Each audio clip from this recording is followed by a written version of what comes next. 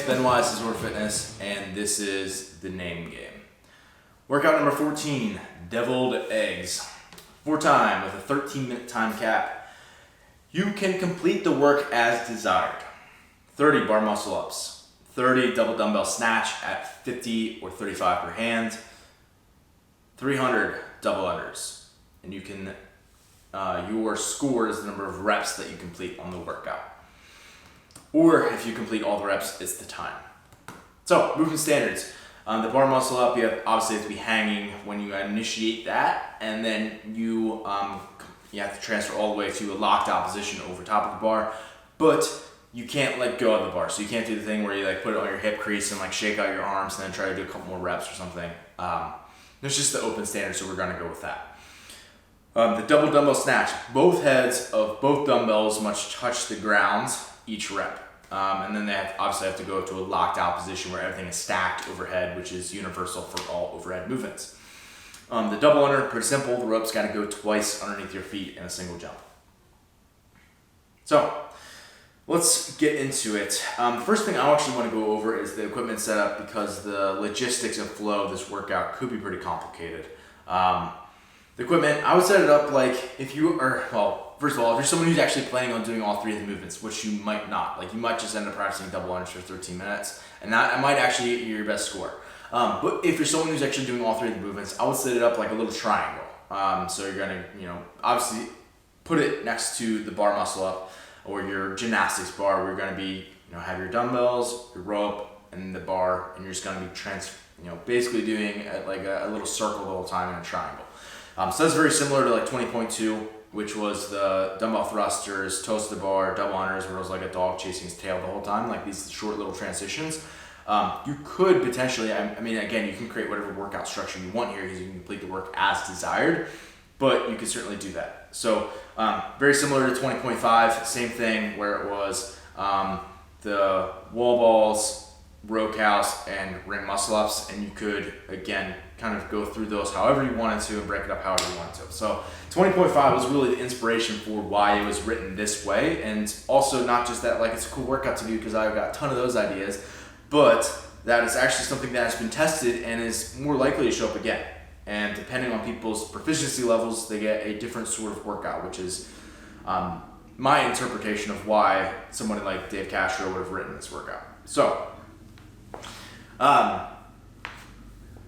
basically realize that the way this workout is scored, whereas your score is either the number of reps that you complete, that's how it's going to be for a lot of people, or if you complete the whole workout, that's your time. You got to do all the double unders, or at least get as close as possible to doing all the double unders, because double under reps are so much less costly. Even if you're not very good at double unders, they're still so much less costly than a bar muscle up or a double dumbbell snatch. So you really need to do all the double unders. So I just want to illustrate something. If you're an athlete who did well, but let's say you like just didn't finish on the time cap, like you thought you were going to do all these rounds and you're doing all 3 of the movements, but you just didn't finish. So let's say you did like 5 rounds of 5 bar muscle ups, 25 double unders, 5 double dumbbell snatch, 25 double unders. That is 299 reps, and that is a lot of high power work that you're doing. Versus if someone thinks that they I don't think I'm gonna finish the workout, so I just realized that I'm just gonna do double unders the whole time, and they just did 300 double unders throughout the workout. They'd literally beat that person who did the 5 rounds of 5, 25, 5, 25.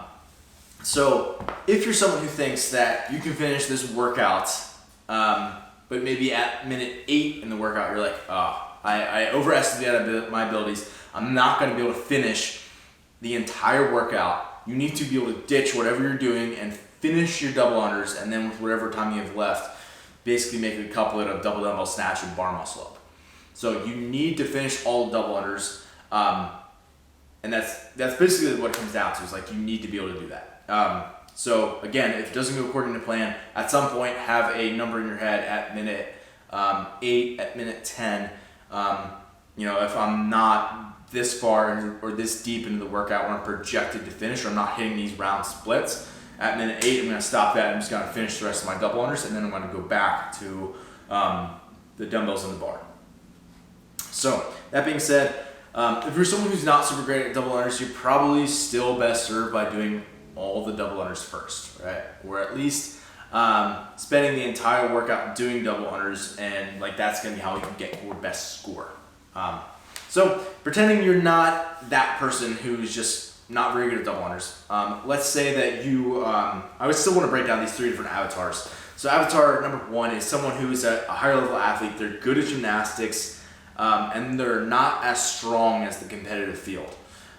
So this is actually someone like myself. I'm gonna kind of fit this mold. This person, it's gonna, basically the muscle up and double dumbbell snatch are very similar in how they're gonna be taxing this person. The one's not super harder than the other. Whereas for a lot of bigger athletes, the double dumbbell snatch will be easier than the muscle up. So if you're someone who is really good at gymnastics, you could do something like 6 rounds of 5 bar muscle up, 5 double dumbbell snatch, 50 double under. Or if you think that's like a big chunk of double unders, you could do 6 rounds of 5 bar muscle ups, 25 double unders, 5 double dumbbell snatch, 25 double unders. So basically, you're creating an extra transition or an extra break for yourself, but as long as you hold like a net positive gain from that, you're gonna be faster. So definitely consider breaking those double unders up. Or you could do something like, and this is probably maybe what I would do, is 10 rounds of 3 bar muscle up, 15 double unders, 3 double dumbbell snatch, 15 double unders. So 3, 15, 3, 15, 10 rounds of that. I'm a personal fan of doing like a 20.2 style event where it's like a lot of transitions and my heart rate stays fairly level the whole time and doesn't have these big ups and downs. I can recover fairly quickly and keep going. And if you're someone who's similar to that, that might be a good option, is just doing a bunch of rounds and breaking this out into more rounds and having more transition periods. Obviously, if you're someone who's just a beast, you can probably do the like 5 bar muscle up, 5 double dumbbell snatch, 50 double unders, and just crank through that for 5 rounds. So that's avatar number 1, is someone who's pretty good at gymnastics. Avatar number 2 is that they have bar muscle ups, but they begin to break down as you get tired or fatigued, whether that's global or local fatigue, like muscular or like breathing. Couple examples here. You could do 10 rounds of 1 muscle up, 3 double dumbbell snatch, 30 double unders, where you're completing all of your double unders in those 10 rounds. You're completing all of your double dumbbell snatches in those 10 rounds. So when you get done with those 10 rounds, and say you're at minute 11 and you got 2 minutes left, then basically you're just doing muscle ups, as many as you can with the remaining time. If you get through 20 muscle ups in that time, then you complete the workout, but likely you're just gonna chip away, and as many as you can get through, you get through. And you're leaving the hardest movement towards the end, and you've already front loaded all the other work that you find a little easier. You've already gotten all those easy double under reps in, and you've gotten all your double dumbbell snatches in. So if you're someone who's somewhat proficient in bar muscle up, but you think they're gonna break down and you might not finish the workout, that's a really good plan for someone like that. Our last avatar, number 3 here, is if someone doesn't have any muscle ups. So if you don't have any muscle ups, then it is a double under and double dumbbell snatch workout. So you could do, maybe it's 10 rounds of 3 double dumbbell snatch, 30 double unders. Or maybe it's 6 rounds of 3 double dumbbell snatch, 25 double unders, 2 double dumbbell snatch, 25 double unders, where you're just breaking up a little bit more. Again, there's not really any right or wrong way to do it, and if you're that person and you do get through all the reps, then you're at minute 10, you get 3 minutes to attempt muscle ups. That's sort of the deal. And believe it or not, even when people are tired and fatigued, they often, like, that's a time for a lot of CrossFitters where they can get something that, like a new skill that they never got before, like a bar muscle up. So I realized that was a lot. There's a lot of different strategies, and likely as I see some of you can actually complete this workout, I'll realize that I should have thought of a different strategy, or you should have broken it up differently or whatever. Just do as much planning as you can initially for this one. Yeah, good luck. This is a very interesting test. For those of you who are actually following this, obviously it's in your spreadsheet or on the website.